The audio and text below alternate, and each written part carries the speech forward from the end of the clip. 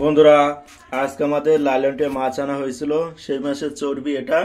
তোমরা জানো যে লাইলনটিয়া মাছের যে পেট সেটা মোটা থাকে এবং তার ভিতরে চর্বিগুলো ছিল। চলো এই মাছের চর্বিগুলো আমরা আজ ভেজে দেখাবো কিভাবে ভাজতে হয়। এখন আমরা এতে হলুদ দিয়ে দেব কিছুটা পরিমাণে, তার সাথে দিয়ে দেব লবণ।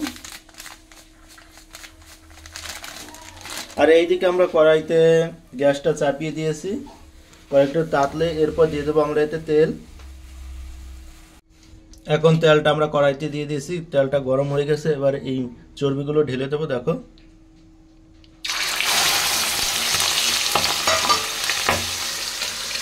মটকা ছিল তো এটা ফুটে গেল, এই জন্য নাড়াচাড়া করবো।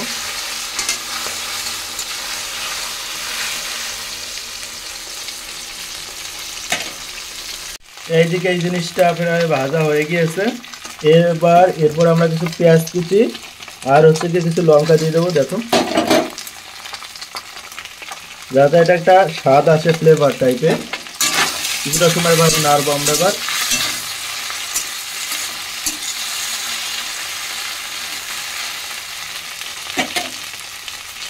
এবার আমাদের রান্না কমপ্লিট। দেখো কি সুন্দর হয়েছে।